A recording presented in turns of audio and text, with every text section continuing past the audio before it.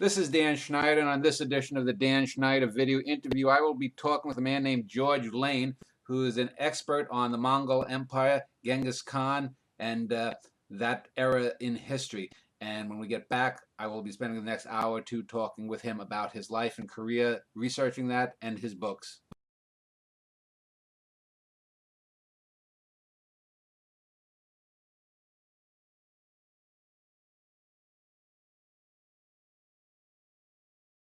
Well, I want to welcome George Lane to the show here, and I basically just want to give a little 30 or 60-second introduction as to why I wanted to talk about Genghis Khan.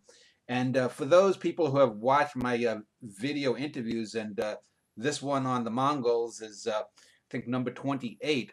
I've also did over 40 interviews that were written interviews. And one of my early written interviews, I had, well, in a number of them, I had a question about contingency and the butterfly effect. And one of the questions that always interested me in history was, what if there had been no Genghis Khan? Because to me, Genghis Khan was one of the most influential people of all time. And if you removed him from history, and the Mongols, would the Mongols have spread out? Would they have inhibited China, which drew inward? Or if there's no Mongols, would the Chinese have gone over to America and colonized parts of it? Without the Mongols, would the Muslims have expanded further and maybe conquered Europe? So anyway, I asked questions to some of my early interviewees, and one of them was Daniel Dennett, a well-known American philosopher. And he sort of dismissed the claim with a little semi-humorous remark. But I asked it because I'd seen him and a number of people like Steven Pinker and some other intellectuals on one of these turn of the century shows in '99 or 2000. You know, what was the greatest thing of the last century? What was the greatest thing of the last 1,000 years? And they asked one of the questions, who was the most influential person of the last 1,000 years? To me, it had to be Genghis Khan for some of the reasons I just barely mentioned. But he wasn't mentioned. A lot of scientists, Christopher Columbus, this, that, and the other thing were mentioned, but no mention of Genghis Khan. Now, it could have been, you know, European or Eurocentric bias, but it just seemed to me that there's a lot of ignorance about Khan and the Mongols and that whole era. So this eventually led me to do this show. So with that preamble, let me just turn it over to George. Thank you again for appearing. And if you could tell the viewers and the listeners a little bit about yourself and what drew you to the Mongols and that era and part of the world. I was drawn to the Mongols because of my teacher at the time for my BA, David Morgan. He ignited my interest, but also because I had quite a knowledge of Afghanistan, and Afghanistan is associated with the Mongols in many ways. So it was a mixture of Afghanistan in my early days, and then my career has been rather varied. I didn't start my academic career until I was almost 40. I spent 25 years in a gap year. A lot of the time I spent, in fact, in Afghanistan and the Middle East. So by the time I came to do my BA, the Mongols was a connection with my youth. And that's how I first got interested. Also for the fact that that people used to dismiss the Mongols. They had such an impact, and yet for historians, that period was a dark period, a black period, and it was often just skipped over. I wanted to know why it was treated like that, and I thought they had to be more. If they'd have conquered half the world, they had to be more than just a mishap of history. Yeah, I know. It seems to me that he gets lumped together with a lot of the Attila the Hun types and these just sort of barbarian hordes generically, whereas he clearly was someone from, and I probably know far less than you, was someone more akin to Alexander the Great, in that he had some vision, he had these ideas, because from what I know, and in the course of this show, you had maybe about 6,000 or 7,000 years of just horsemen riding across the high steppes of Upper Mongolia or Outer Mongolia, just raping and killing and looting for millennia. And then here comes this one guy, and within his lifetime, he takes all of these tribes, he conquers his own tribe, he avenges, some family wrongdoing, he he basically makes a state out of these warring tribes, and they take on China, which was then the lone superpower in the world, conquer most of that, move out across Asia, and depending on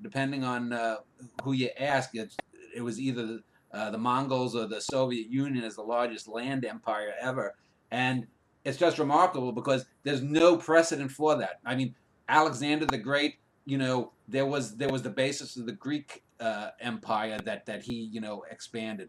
It seems to me that he's Genghis Khan is such an outlier, and that there were a lot of reforms. He wasn't just this barbarian that killed. Yeah, he killed a lot of people, probably more than anyone before the 20th century. But I mean, there was religious freedom. There was encouragement of small business, if you want to call it that.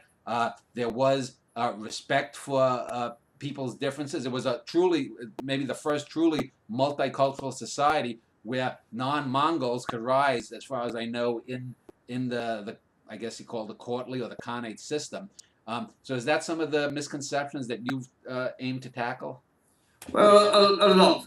He was, in many ways, he was the right man at the right time. But this idea that he arose out of the steppe and conquered all before him is not quite true. He had a lot of allies.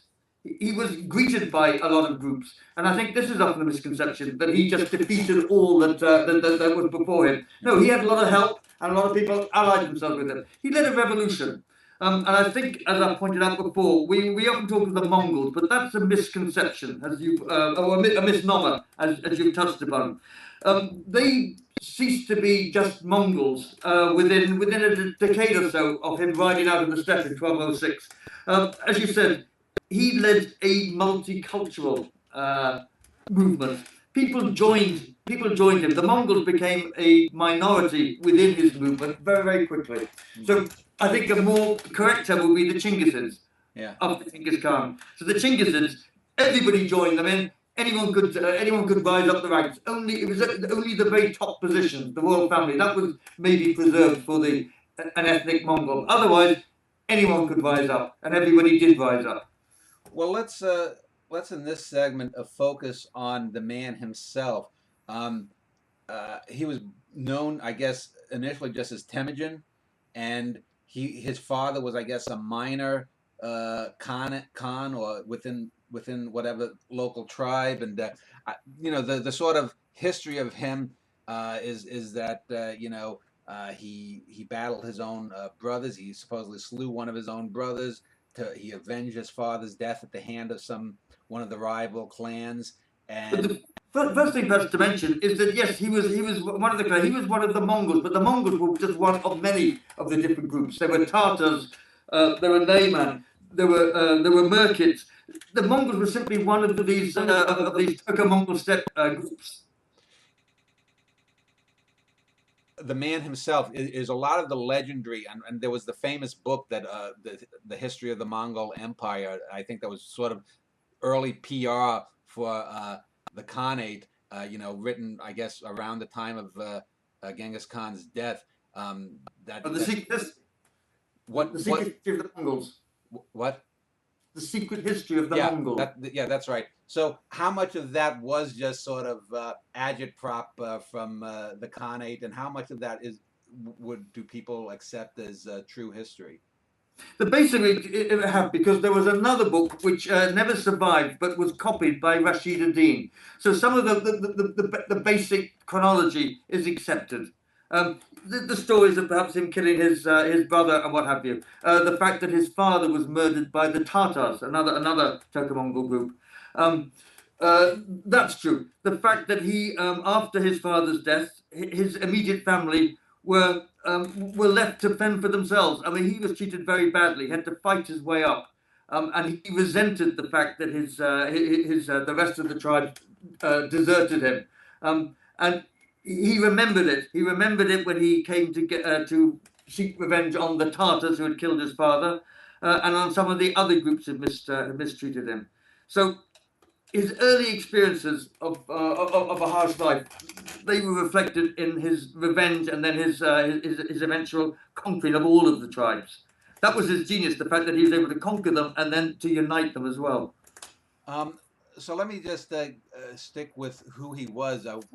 Now he was an ethnic Mongol, but does that necessarily mean that almost 1,000 years ago they were like the Mongols of today, or was there more of a mix? I mean, was did they have the more classic Mongoloid features? Because we don't have any real records of what he looked like, do we? Well, there are pictures, and yes, no doubt he was Asiatic looking, but they were mixed. I mean, all these various groups, the Tatars, the Nayman, the Merkids, etc., they intermarried. They were not allowed to marry within the clan, so they had to seek wives outside. So there was a lot of mixing. And they had slaves, they sold, and other people when they conquered. So there was a lot of intermixing. I mean, just as today you can't, the thing is a pure Mongol. They were mixed. Even linguistically, they were mixed. And a more correct term would be the Turco-Mongols. They spoke a mixture of Mongolian languages and Turkic languages. So the features, yes, we do have pictures of Genghis Khan, and we can assume that they have some accuracy. Now, I think they exist in the museum, the National Museum of Taiwan. Taiwan. They've collected them for whatever reasons, but that's where they still exist. So let's talk though about the Mongol tribes and the tribes of Outer Mongolia. As I mentioned, from what I know of, there was no real.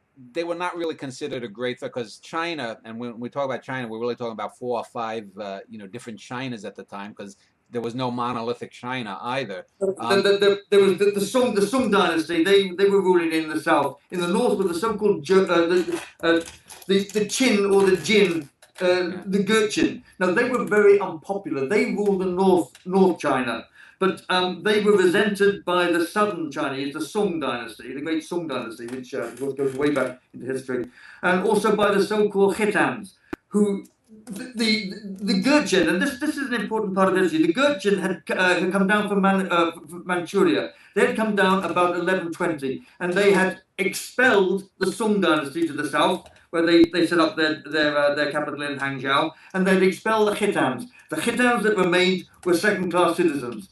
Both those two groups, and this is so important, both those two groups wanted to come back. They wanted to get their revenge on these Gurchin. They were seen as usurpers. These were some of the first people that Genghis Khan actually went after. So they have been manipulated. In history, the Turco-Mongol tribes have been manipulated by the sedentary people. They fought them off one against the other. And this was a pattern that Genghis Khan himself had witnessed. Now, so we're talking that at the same time that that Temujin was uniting the people of Outer Mongolia, China sort of fell, or the Chinese people were sort of in disarray. So it seemed like a very fortuitous time in history for him to rise then.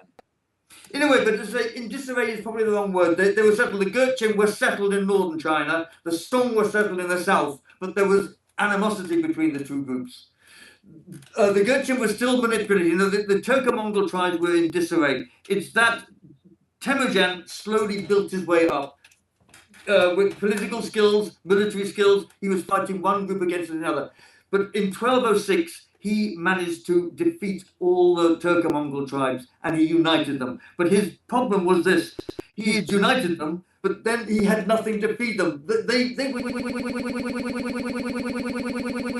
had to start looking.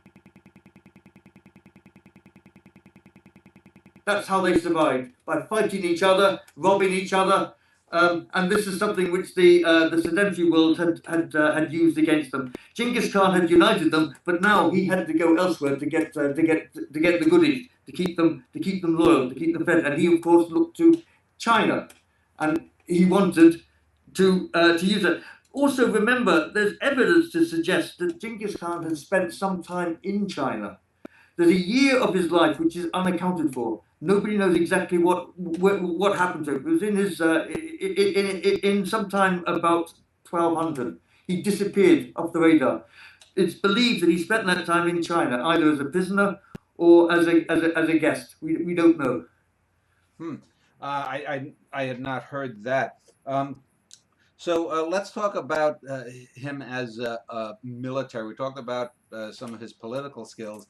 He's probably most famed as one of the top 4 or 5 military thinkers in world history, along with an Alexander the Great, and usually some of his generals are ranked aside. Did he draw his generalship from conquered tribes, or were they mostly from his own clan or his own tribe?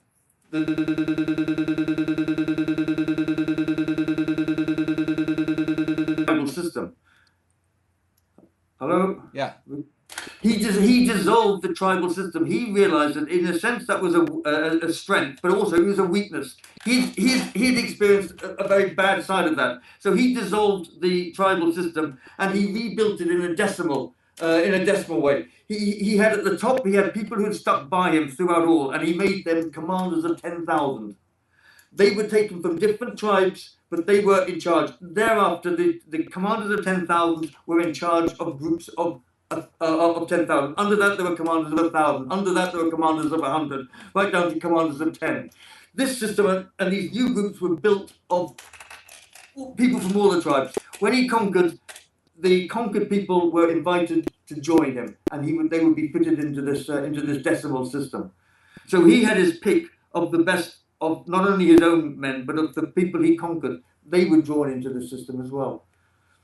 They were given that choice: you join or you die. Now, the expansion was rather rapid because Temujin was born around 1160 or so, I believe. Yes, there's some debate about that. Yeah, and so he was probably in his 40s or so by the time he united things. He lived another 25 or 30 years, something like that.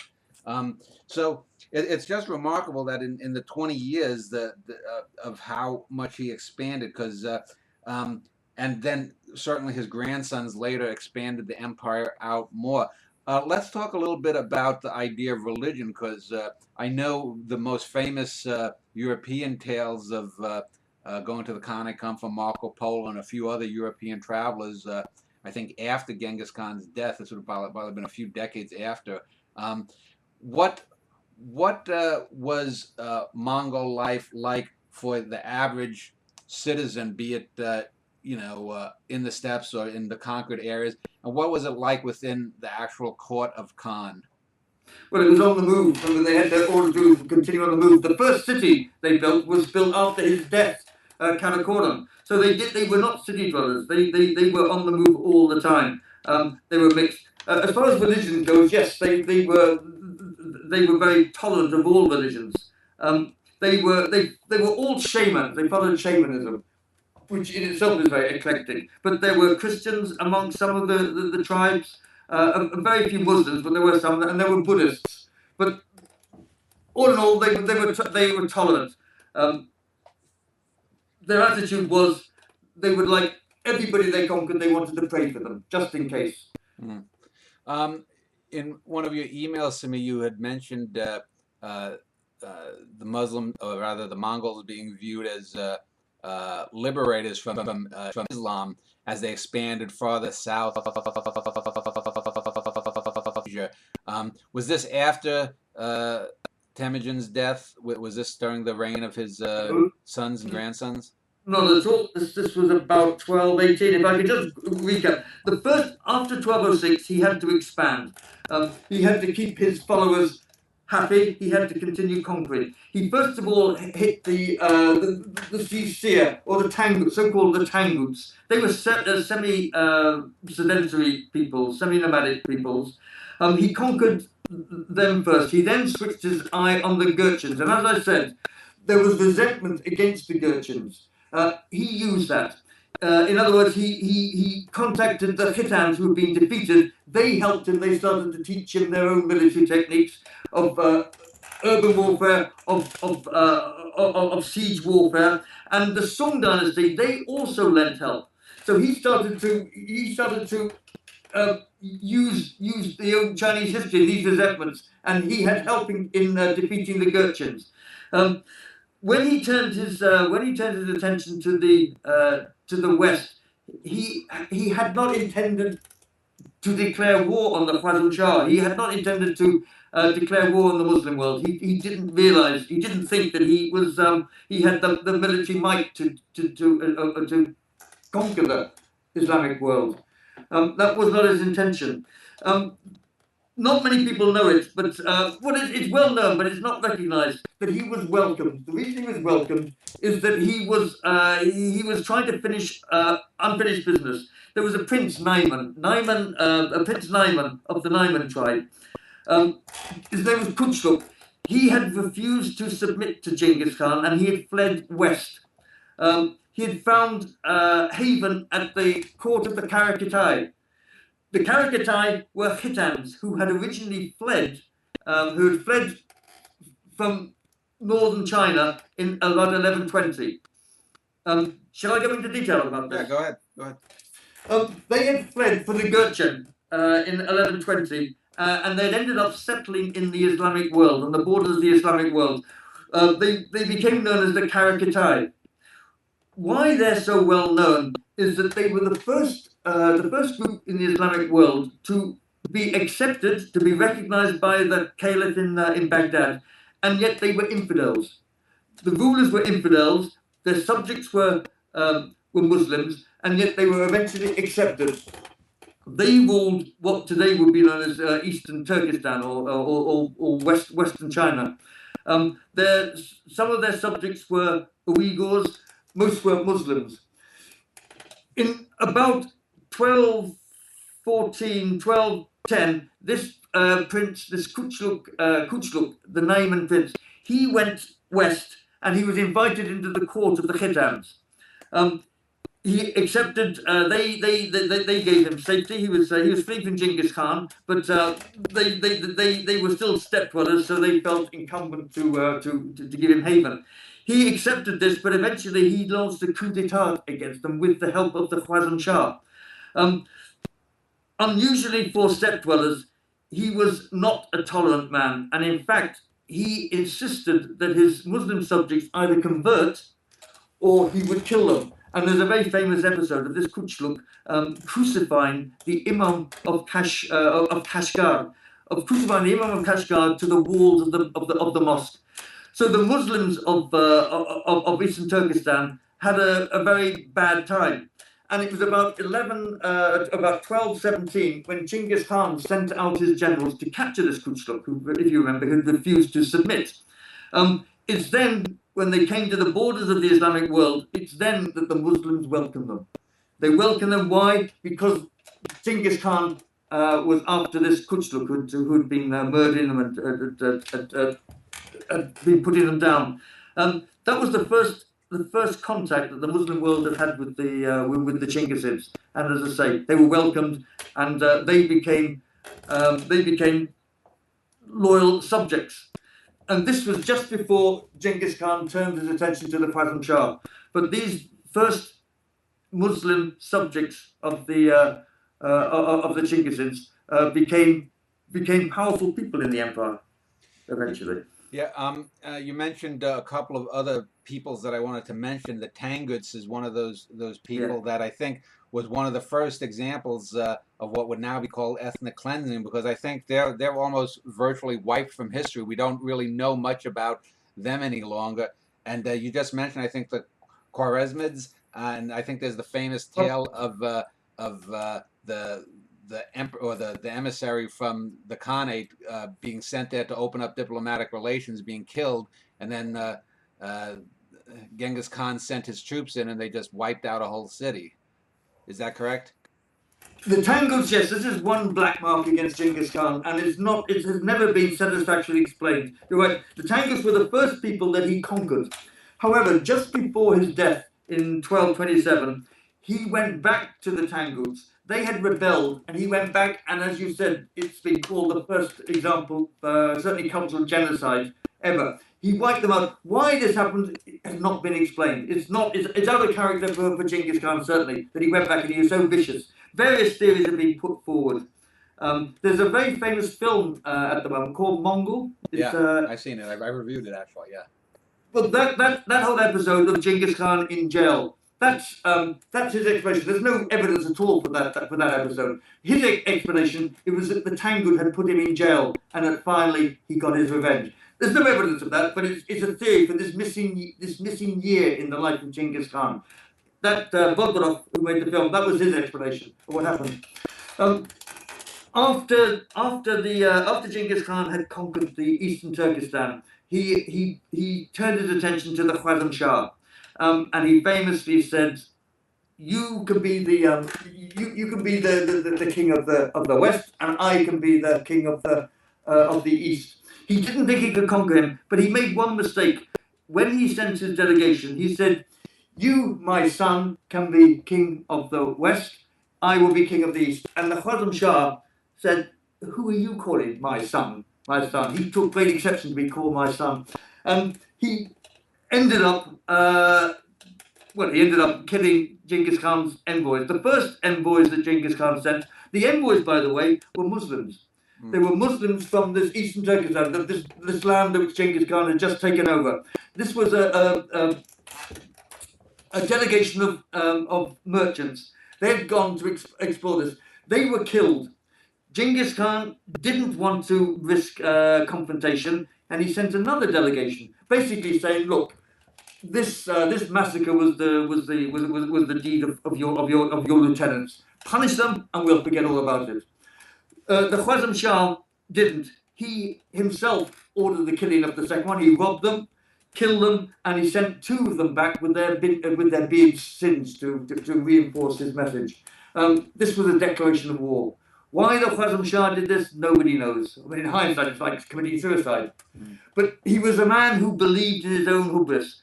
On paper, he looked powerful. He controlled the whole of Iran, all of Transoxiana, a very powerful man. But in reality, he wasn't at all. And he, of course, soon found this out. But when Genghis Khan launched his attack, he was out for revenge. He told us he attacked to get his revenge. And that was not typical of what he did. He was a strategist. But in this, he had to avenge the murder of his envoys, and that's something very basic. You don't kill Mongol envoys. It's Well, let's end this segment on that note, and when we get back, I want to talk more then about how the empire basically prospered under Khan's Temujin's last few years, and then the transition into the sons and how the Khanates, the different 4 or 5 different Khanates arose and what happened over the next century or so, and we'll do that in a moment.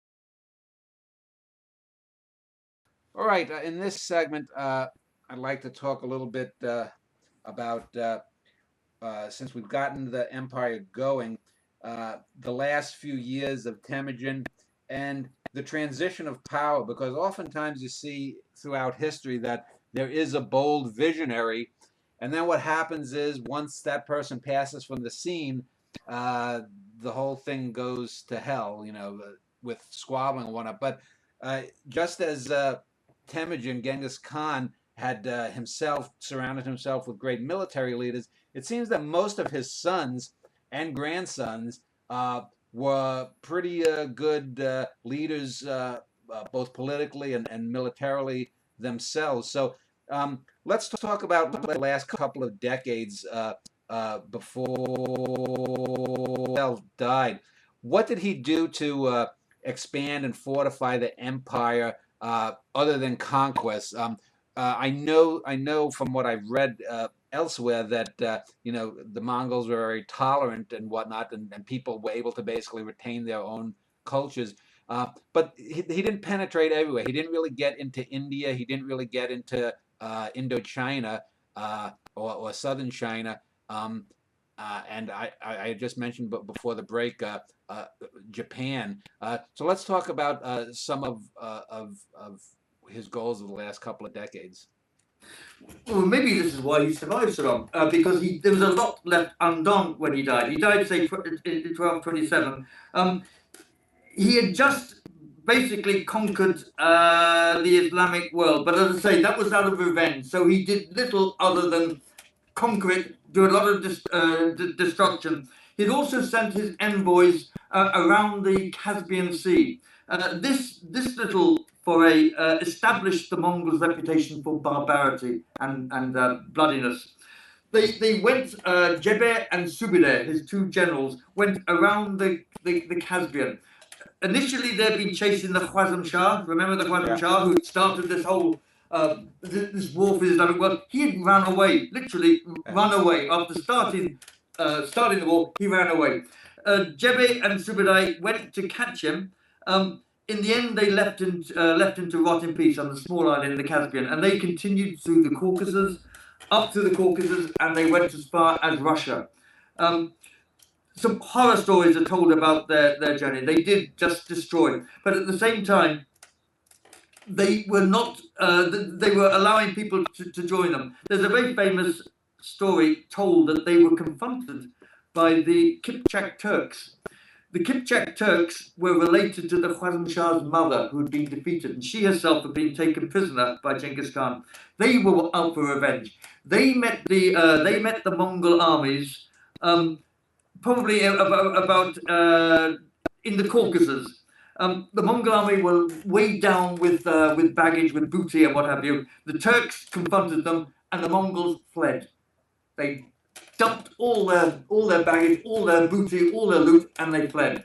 And the Kipchak Turks apparently scoffed at them and said, "Huh, call yourselves a conquering army? What's this?" And they picked up all their booty and took it back with them up north. Of course, they hadn't read their Chinggis history. After they'd got up north, they were surrounded. The Mongols had followed them. They were surrounded them. They were defeated. And the Mongol armies took back all their booty, said thank you very much.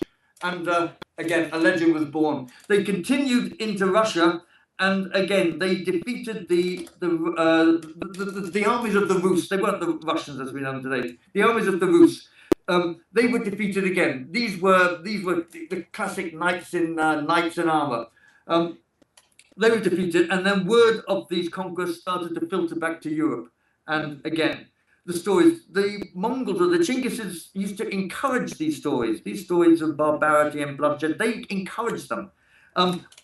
Often, it was said that just their arrival at a town was enough for the people to submit. These horror stories preceded them. So people were given the option of surrendering or fighting. If they fought, they would be killed. If they surrendered, they were spared. Well, let me just ask you, George. That brings up the idea, and I don't know if the Crusades was still going on at this time, but is it true that that Genghis Khan, the name Khan, was mistaken for the old legend of a Prester John, this Christian king out west? Or is that just Partly not. It's not Genghis Khan. In fact, if you remember, I mentioned this Kutchluk, this person who oppressed the Muslims in eastern Turkestan. He was mistaken for Prester John. When word filtered back that someone from the east had come and defeated the Muslims, word filtered back, and the Crusaders thought, yes, now at long last, Prester John is arriving. Not Genghis Khan though. Unfortunately, they'd already heard of. They believed, you see, that he was one of the Tatars. This is the old name for the Turco-Mongols from the steppes, the Tatars. And Tatars, of course, is like Tartarus from hell. So people believe that these were the fabled Gog and Magog from hell coming to defeat them. But this was the legacy. Genghis Khan, then, when he died, the Islamic world, or as far as Iran, had been conquered. Not absorbed into the empire, it had just been conquered. Certain military governors were put in place, but otherwise not much had happened. Iran was just left to its own devices. There was anarchy. Northern China, the Gurchen, they had not been defeated by the time Genghis Khan had died. They were finally defeated in 1235. So in other words, a lot was left undone. So when Genghis Khan appointed his son Ogedai to succeed him, there was still plenty for Ogedai to do. And the empire was starting. He was accepted, and the sons were able to continue the good work. They didn't have time to squabble. In other words, there's plenty for them all to be getting on with. And Genghis Khan assigned them all areas. Batu, he was assigned Europe. Batu, by the way, was the son of his eldest Joki. Now, you may have heard that there was a question about Genghis Khan's eldest son. Genghis Khan, when he was on his rise, he had been defeated by a group called the Merkids. The Merkids had attacked him just after he was married, and they'd kidnapped his wife. Genghis Khan, famously, Genghis Khan left her alone. When the Merkids attacked, he fled and left his wife there to be captured. His reasoning was that if he had stayed, they'd all been killed. If he fled, they would spare his wife. And this is what happened. However, he went back and he released her. But unfortunately, she gave birth 9 months after her release. So there was always a big question mark about the paternity of his eldest son, Joki. Well, Genghis Khan, as far as he said, look, this is my son. I want to hear nothing more about this. Full stop, my son. That was it. But given that 10 to 20% of the men in Asia seem to have Genghis Khan's DNA, according to latest science reports, I think it's a pretty good bet that there was some of his DNA floating about. Yes, well, yeah, but his eldest son Joki, by the way, he died a year before his father. So that was one thing out of the way, because Genghis Khan accepted it, but his sons used to sometimes bring this up. So Joki died the year before Genghis Khan died, and therefore Genghis Khan said, Ogedai will be my successor, and that was basically accepted. So it was a smooth transition. Now, however, was Ogedai the father of Kublai Khan? No, he wasn't. No, he wasn't, and that's there was trouble later on. There was another coup. Ogedai's son Guyak eventually succeeded his father, but that's when trouble arose, and his reign caused a lot of resentment. Genghis Khan's youngest son Tului, it was his wife Sogakatani Beki. It was his wife who will go down in history as one of the greatest and strongest women leaders. She, after her husband's death, she devoted her life to making her son succeed. She mounted a coup with the help of Batu, the son of Joki, Genghis Khan's eldest. Batu was sent to Europe to conquer. Now, Batu, because he was the son of Joki, he knew he could never be great Khan because of this thing about the paternity. So he accepted this role of kingmaker. He was very powerful. I mean, he conquered what is today Russia and Ukraine. Very powerful man. But he gave his backing to Sogakatani and her sons. And her sons were Monke, Kublai, Hulagu, Arikbuka. And when they came to the throne, they eventually split the empire, but they also made it great. They split the empire between those traditional Mongols who believed in the superiority of the steppe. They believed in the Yasa, the old ways, and the new thinkers, Monke and then Kublai, who believed in a multicultural empire which pulled on the greatness of all these traditions. And they established their kingdoms in China and then in Iran. So let's just be clear then. So after Temujin, the founder Genghis Khan, died, the empire was then split between what, 4 siblings? 4. Was that the genesis of the Khanates that eventually became the Golden Horde? And basically, the Golden Horde was given to Batu. Yeah. Ogedai was very roughly given Central Asia. Chagadai would have been given Central China, and Tului, the youngest, was given the Mongolia. But these were very fluid. They didn't give them land as such. They gave them control over the peoples, the Ulus, and Ulus were the peoples who dwelt. So they were very fluid. Genghis Khan, remember, was still from the steppe. So he saw it as control over people. These became translated into boundaries later on with the later generations. Like Ogedai was the first Khan to build a city, Karakoram. Yeah. Now let me just ask about some of the places that were not really directly touched by the reign of the Khanates. And I want to talk about India, Indochina, southern China, and Japan. Now, I would assume, just as a layman, that India and Indochina, it was probably the Himalayas, a geographic barrier that made it difficult to be conquered. And I don't know, in India, had the Mongols arisen by the time, the Mongols? No, this was much later. The Mongols were, remember, descendants from Tamerlane. This was okay. a number of hundred years later. As near as they got was the Mongols conquered Yunnan province in southern China. Yeah. That became part of China under Monke Khan. And it was Kublai essentially who conquered that part. But they didn't get further. They had trade.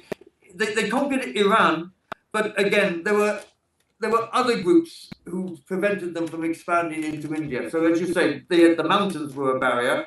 Yeah. There were already people in place, so they didn't have the time in a sense. Certainly Genghis Khan didn't have the time. And how about after his death?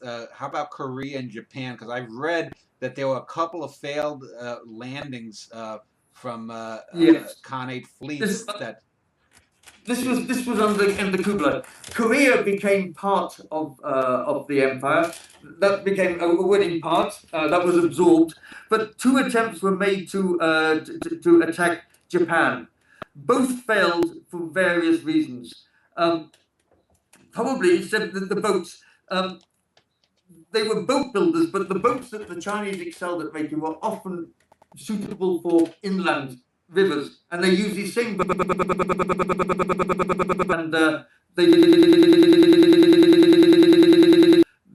kamikaze winds which wrecked them. But there were two attempts at Japan, both of which failed. Yeah, and you just mentioned the kamikaze. That I guess helped give rise to the myth of the kamikaze that later got instilled in the Japanese psyche. That's right. Yes, they saw that. Remember, at the time, people used to interpret all things as God, as coming from God, and as divine. So now, Genghis himself was considered the punishment of God. Yeah. So let me talk then about now the rise of the Khanates. As you said, it wasn't over land so much as it was the people and the tribes. We're talking about, I know Kublai Khan eventually was settled in China. The Golden Horde, I believe, was the farthest western of the Khanates. So was it the Golden Horde that, or what would become the Golden Horde, that part of the empire that was striking into like Bulgaria and Hungary when Temujin died? And because the legend is that Europe was basically spared only because they were called back to because that's right, but it was not Temujin. No, it was when Ogedai died. Okay. When he died, they had to go back, and that's basically what saved Europe. Yeah. They would be studying Mongolia at Oxford and Cambridge if it wasn't for that. No, you're quite right. They would. I mean, in a sense, this is a democracy. When the great Khan died, the princes had to return to elect or decide upon the new leader. So when Ogedai died, they were all recalled to do this. When Ogedai died, Guyak succeeded him, and Batu refused, in fact, to attend. He did withdraw from the front line in Europe, but he never actually attended, and this was a bone of contention between the two. Monke came to power. Monke was the son of Tului. He came to power thanks to his mother, Sokagatani Beki.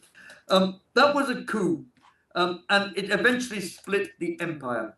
There was a bloodletting, and one whole generation of the sons of Ogedai and the sons of Chagadai were basically wiped out.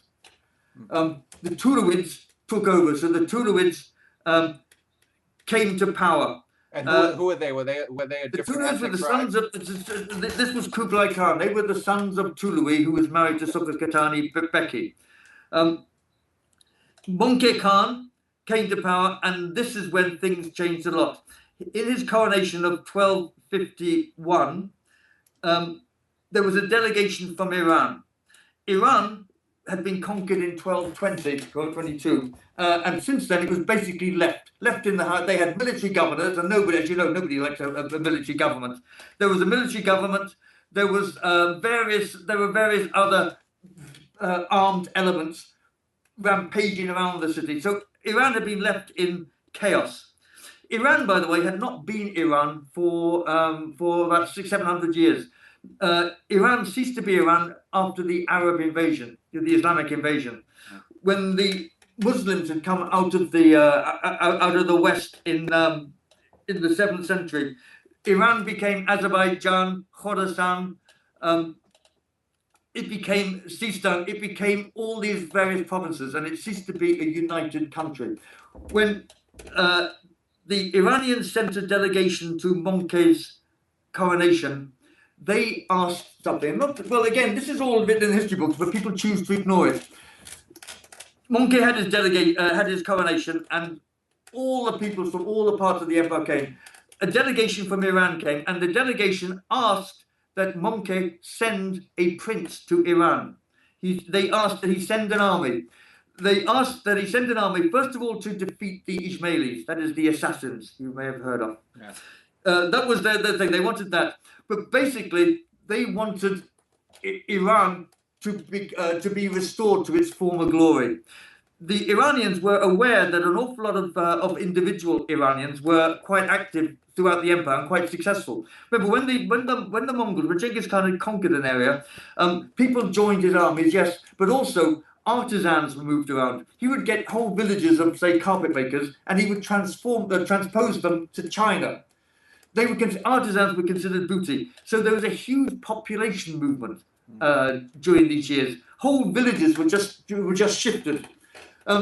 When they were shifted, these people, when they were moved, they had no hope of ever going home. They knew this. So they, in fact, their children would become very loyal citizens of this new state.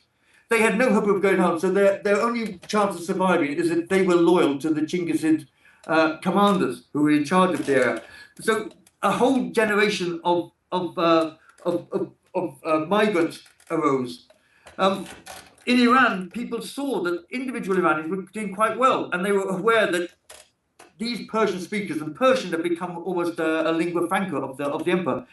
It seemed ridiculous that Persian was spoken throughout the empire. Individual Iranians were doing very well, but in Iran itself, they were in chaos, in anarchy. This delegation went to Monkey and said, please send us a prince. Come and take direct control of our country. We don't want to be a border region. And that's what happened. A huge army was sent to Iran to incorporate Iran into the empire proper. Now, they no longer wanted to be peripheral. Now, when you say Iran, was that the name of the people then, or were they still called the Persians? Because Persians are the... Persian is a British term. Persian is British. It comes from one of the provinces, Fars. Okay. No, Iranians is the ancient term. They've always been Iranians.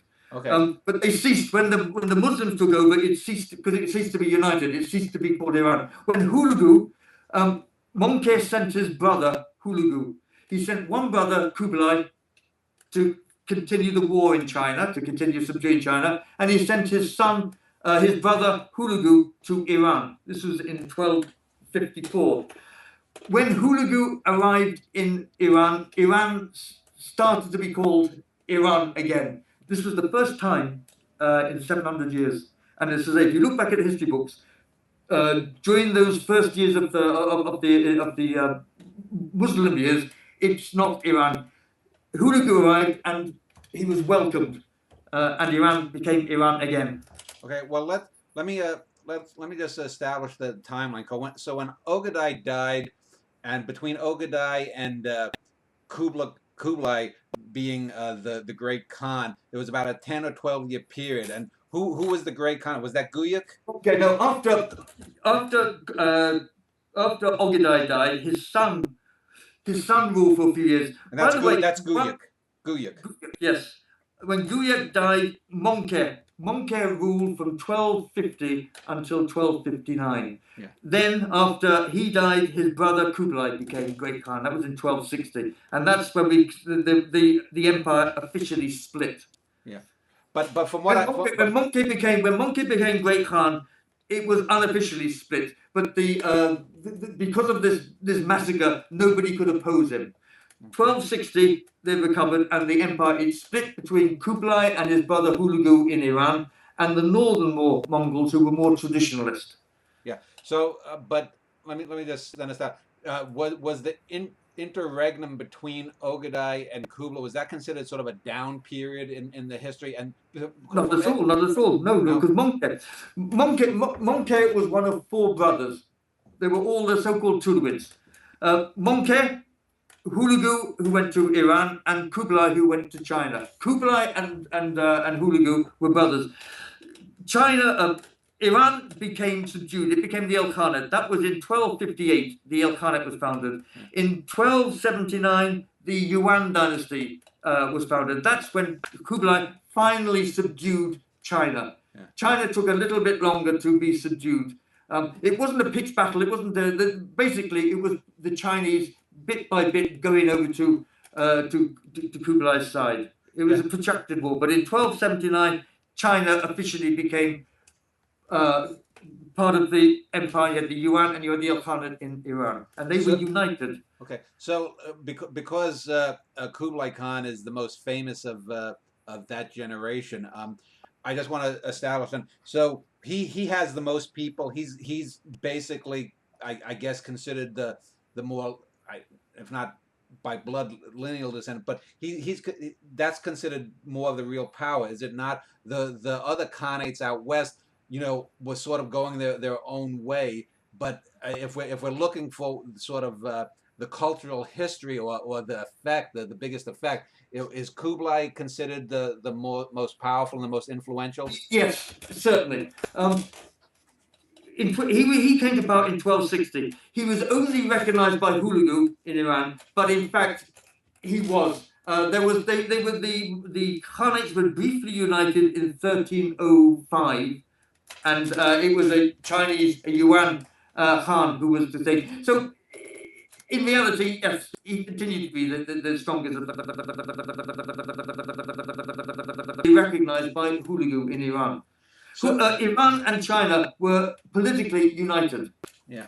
So let's talk about then sort of the other Khanates going.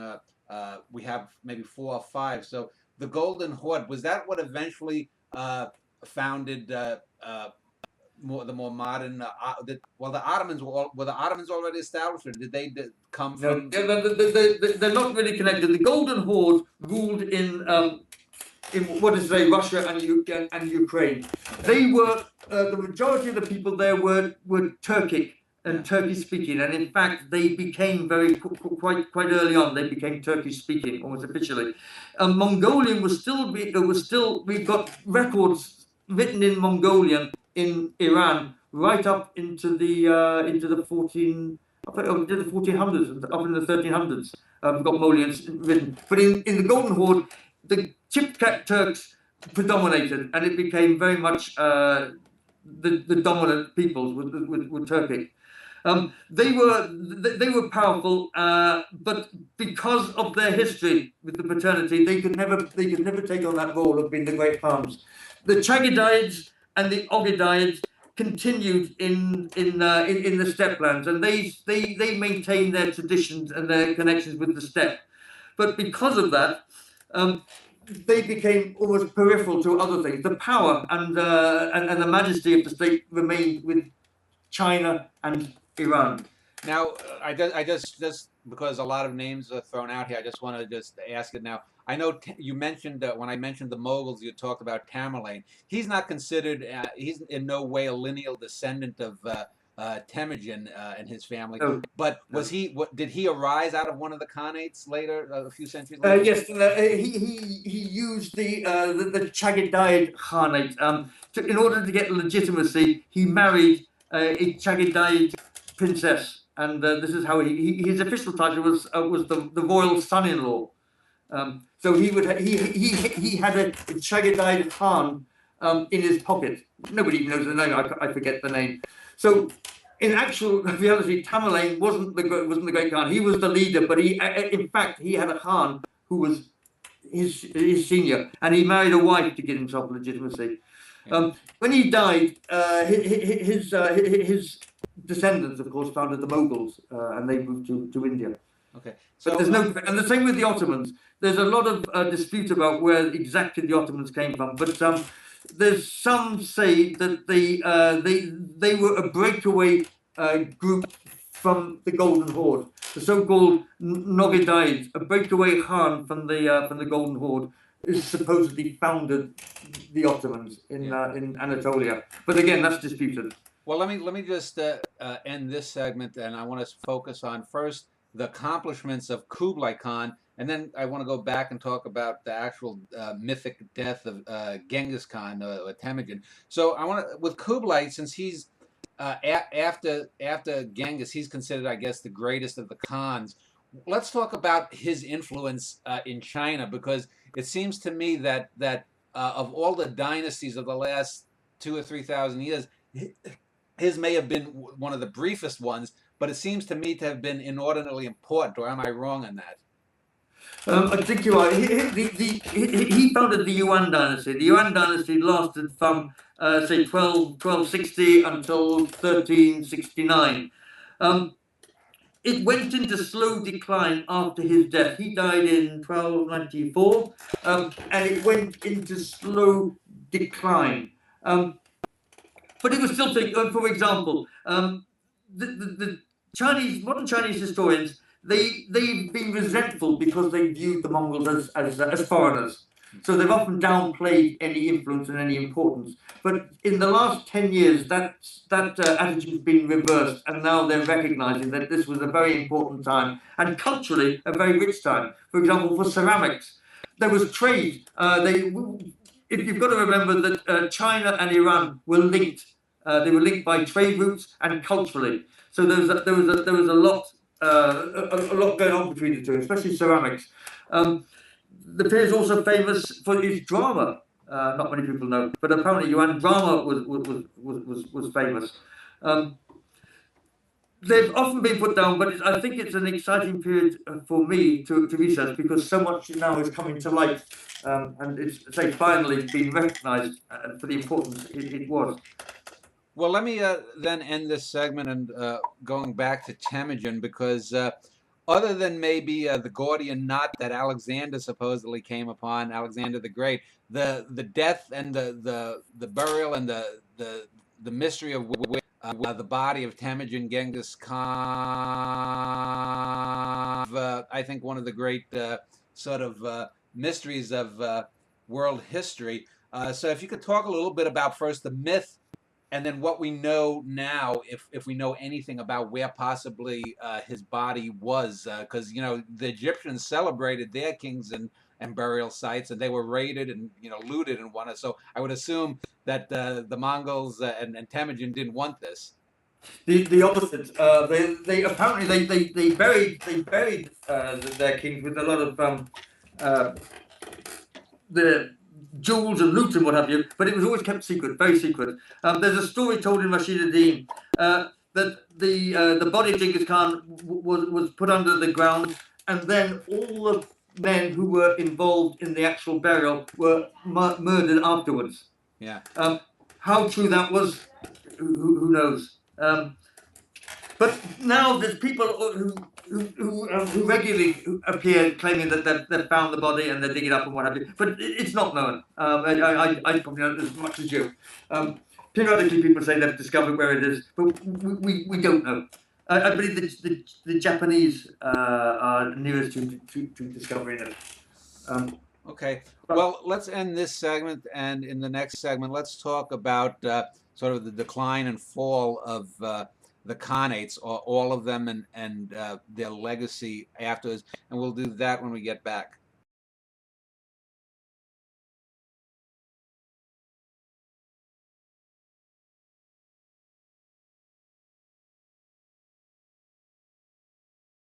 All right. I wanted in this segment to talk a little bit about sort of the post Kublai Khan Empire, but you had mentioned you wanted to talk a little bit and shoot down some of the myths, starting with Hulagu as a butcher.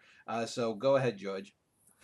Again, going back to Möngke Khan's coronation, Möngke sent his two brothers off to consolidate the empire. He sent Kublai to China to continue the conquest of China, and he sent Hulagu to Iran. But remember, Hulagu went with the consent of the Iranians. He was welcomed. His journey to Iran took him from about 1254 to 1256. He went with a huge army, but it was not on a war footing. He was welcomed. The only military confrontations he had in Iran itself were with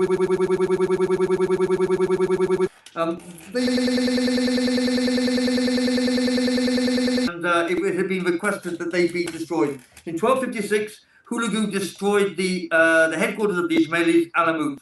He then turned his attention to Baghdad. When he was sent to Iran, he had a remit. He was told that he must destroy the assassins, and that he must ask the Caliph of Baghdad to submit.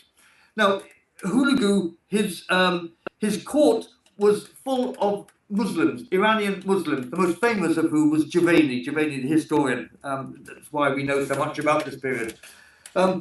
This idea that the Mongols were anti-Muslim there's no basis whatsoever. It's a total myth. It's built partly on the destruction of the Khwarizm Shah, but as I say, the attack on the Khwarizm Shah was nothing about attacking Muslims. It was about attacking a king who had murdered Mongol envoys. When Genghis Khan, when Hulagu advanced on Baghdad in 1258, he wanted the Caliph to submit. He surrounded it. He gave the Caliph all the chances he possibly had. The Caliph refused. He refused to negotiate, and eventually Hulagu attacked. However, a few things worth mentioning. Hulagu employed local armies. The armies which actually took part were Iranians. Each of the city-states in Iran sent soldiers. These were the actual people who fought on the ground. He also found allies in the Kurds. The Kurds gave their support, and also the Shia. Baghdad, for some years before the arrival of Hulagu, had been involved in a civil war between the Sunni and the Shia. These were fighting, and the Shia had contacted Hulagu and had pledged loyalty. As well as this, 1 year before Hulagu arrived, there had been a devastating flood. The flood had almost destroyed Baghdad itself. So when Hulagu destroyed Baghdad, the idea that he plunged in with his infidel armies and burnt the city to the ground is ridiculous. The idea also that he destroyed the whole place is no truth. It's said that he burned all the libraries. This is a famous story that Hulagu burnt the libraries of Baghdad. He didn't. There's no evidence whatsoever. In fact, the worst that he could be accused of is that he stole the books. The books were moved. They were moved nearby into Iran to an observatory owned by someone called Tusi, Nasiruddin Tusi. He had helped. He was a Shia. He had helped Hulagu negotiate with the Caliph, and as a reward, Hulagu built him an observatory, and he also built him a university. And Tusi claimed all the books of Baghdad, and he moved them. How do we know this?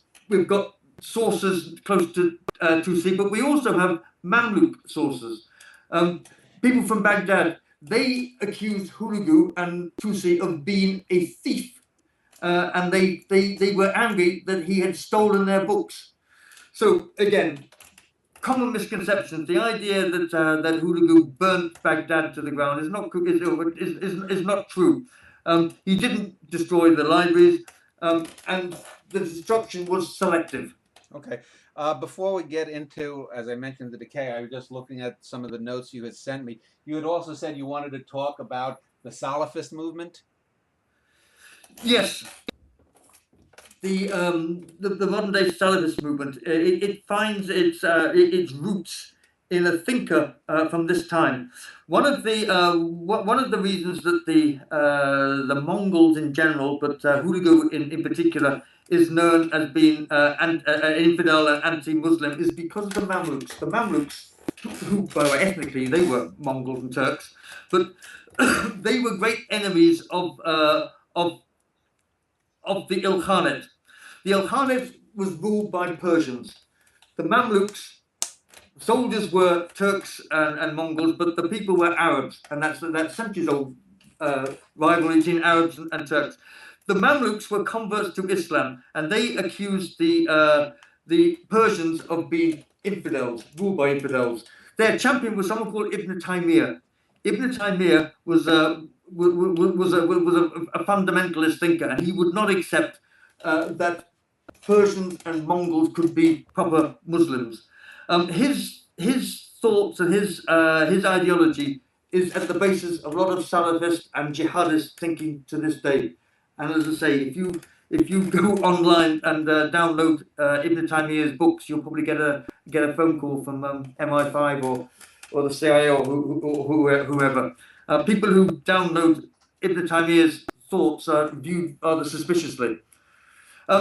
But we know so much about him because Ibn Taymiyyah was involved with an intellectual battle with Rashid ad-Din, who was the prime minister for one of the Ilkhanate Khans.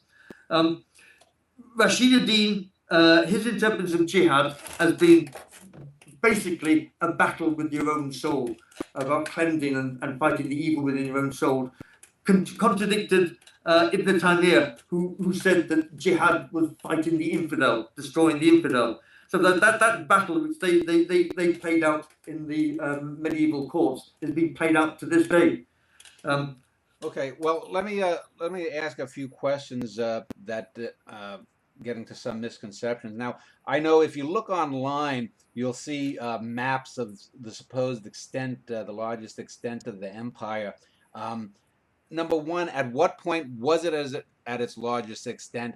And if it was actually once Kublai Khan came to power, split, then are we talking about two actually different states then, or was it still one empire? And but again, it's definition. I mean, this was a huge empire, and then how does anyone control it anyway? But it was Kublai Khan was not recognized by the Golden Horde or the Chagidites or the Oghidites. They did not recognize him. As the Great Khan. As the Great Khan. So as Great Khan, Kublai ruled over all modern day China, Mongolia, and Hulagu recognized it. So that would have included Iran, Turkey, modern day Pakistan, I suppose, and half the Caucasus. But Central Asia was a battleground. Unfortunately, that meant that the land route between the Yuan and the Ilkhanate was disrupted, and that means that the trade often went by the Indian Ocean. For example, Marco Polo, when he returned, he had to go via the Indian Ocean. He came back by sea. When he went through Afghanistan, through that little Khyber Pass, toe of Afghanistan, up through the Pamirs. So it's difficult to say when it was at its greatest, but as you say, Mongol Khans were ruling the empire at its greatest, I suppose, in the 1280s. When it ceased to expand. Now you mentioned the Ain and Jalut, the battle with the Mamluks. That was in 1260, and often that's seen as a decisive battle. In fact, militarily, it was nothing. This was the battle that the Ilkhanate had with the Mamluks of Egypt. And it's said that this was the first defeat that the Mongol armies had ever really experienced. Yeah. It was not quite true. What happened was that Monkey, the Great Khan Monkey, had died. Hulagu had started to go back to Karakoram.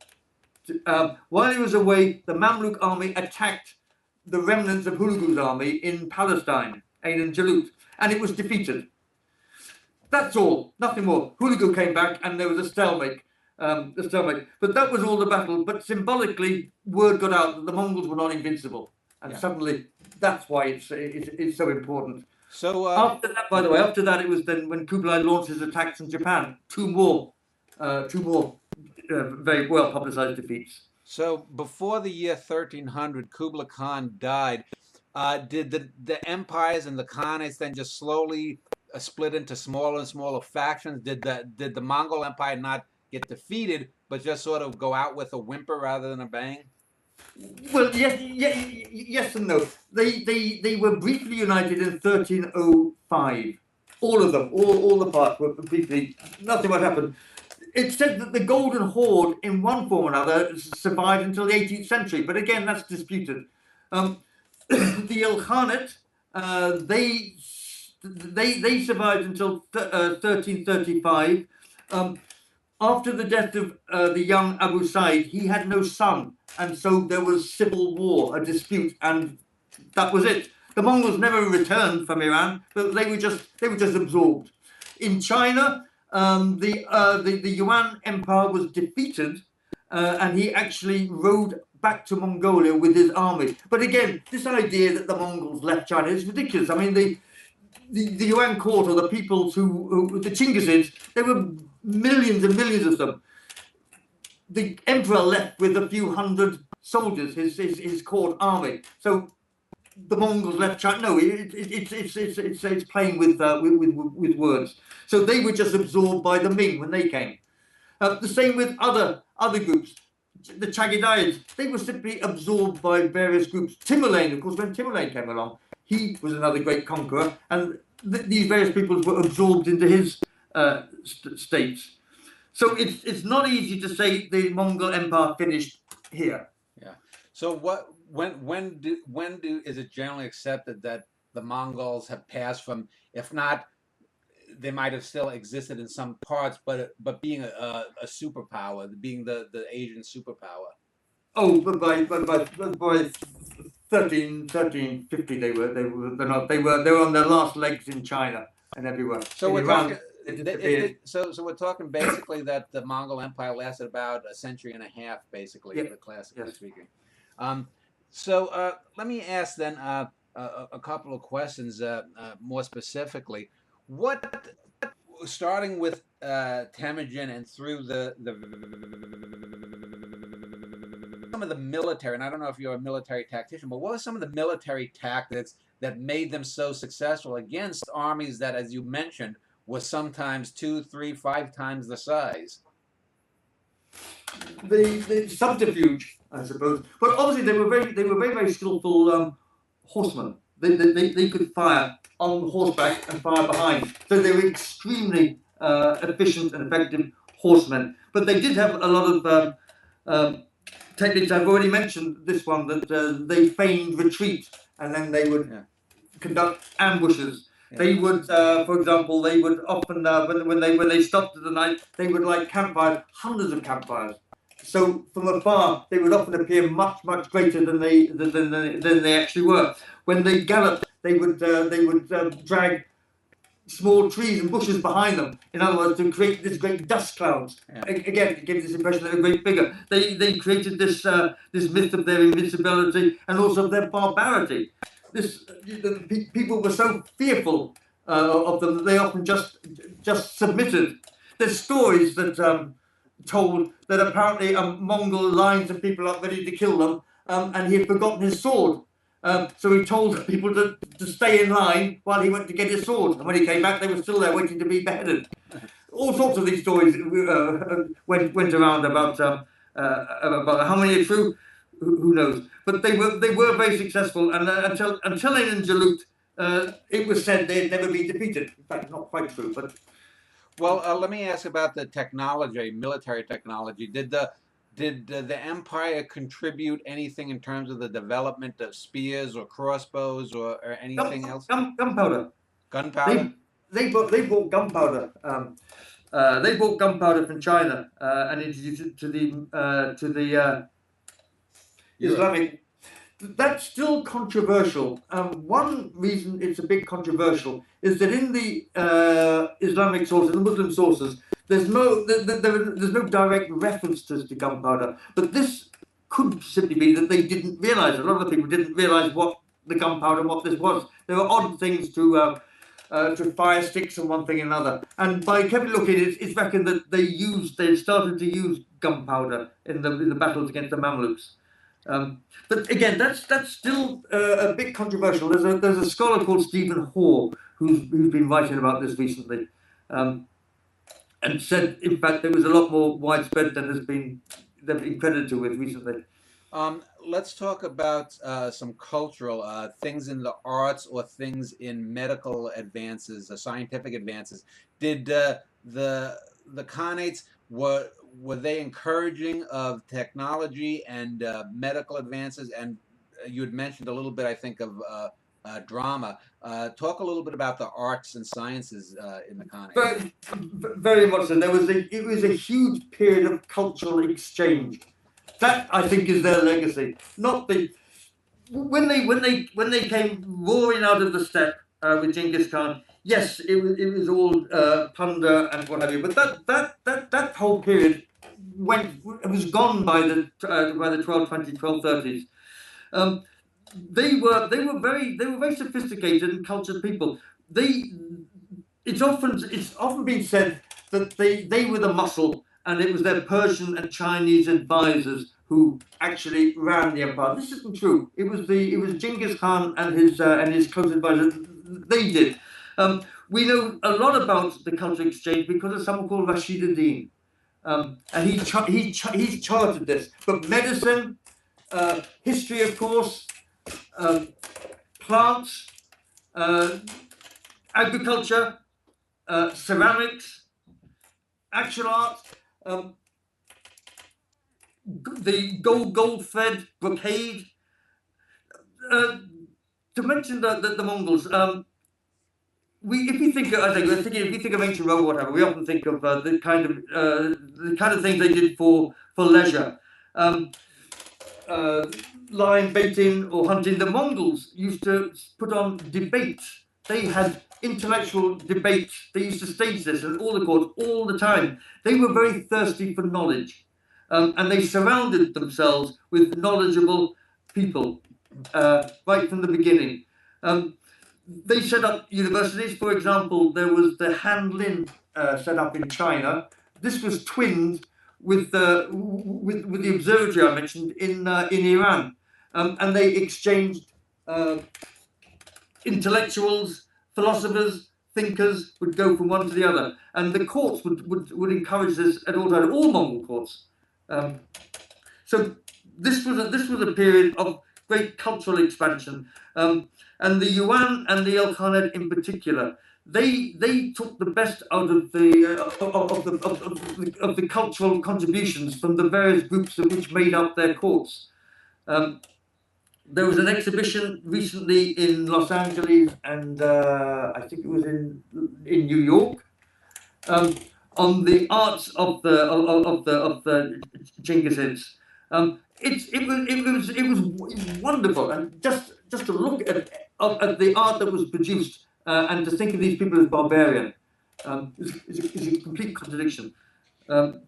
So no, I think that is again part of their legacy, is their cultural contributions. Okay, let me ask then, and let me One last thing. There was a book written in 2000 by Thomas Alson. It was called Culture and Conquest. That had a great influence on thinking since then. But that maps out just how huge their cultural contribution was. Yeah. Let me return this to the beginning when I opened up talking about the reason I wanted to do a show about Genghis Khan and the Mongols. I've always viewed them him specifically, as I said, as an influential person, if not the most influential of the last 1,000 years, as sort of a bottleneck person. And it seems to me, and again, I'm just a layman who's read books by people like you, that the Mongols, and you can call them the Chinggisids, the Mongols, the Khanates, whatever you want to call them, that the modern world would be significantly different if they didn't exist, and there probably wouldn't have been the Mongol Empire if Temujin hadn't existed. I mean, if you're doing one of these kind of alternate history things, what do you think? How do you think things would have played out? Do you think China might have grown more in influence? Do you think that the Muslims would have conquered Europe and made Christianity, say, a Scandinavian cult? If you could rewind the clock back to 1160 or so and make Temujin's parents not meet, how do you think things would have played out? I don't know. You often think that if he hadn't come along, something similar. I mean, he united East and West. He opened doors, but you could argue that they would have opened eventually anyway. Now, as far as the Islamic world, do remember that this is a total myth that he put them back centuries. He didn't. If anything, he encouraged it. He put the Arab cause back, and he rose up the Persian. So the myth that he was anti-Islamic and he put the Muslims back a bit, that's just not true at all. There's no evidence of that at all. But I don't know what would have in China. I can't visualize it. It's conjecture. I don't know. His great contribution is that he opened up doors, opened up avenues, and he allowed cultures to see other cultures. Now, would that have happened anyway? Eventually. So maybe he just speeded things up by a century or so.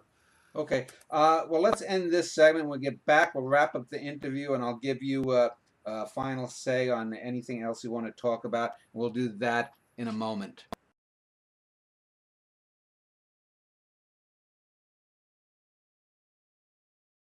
Well, I think it's been a very informative and productive interview, and I thank George for his time.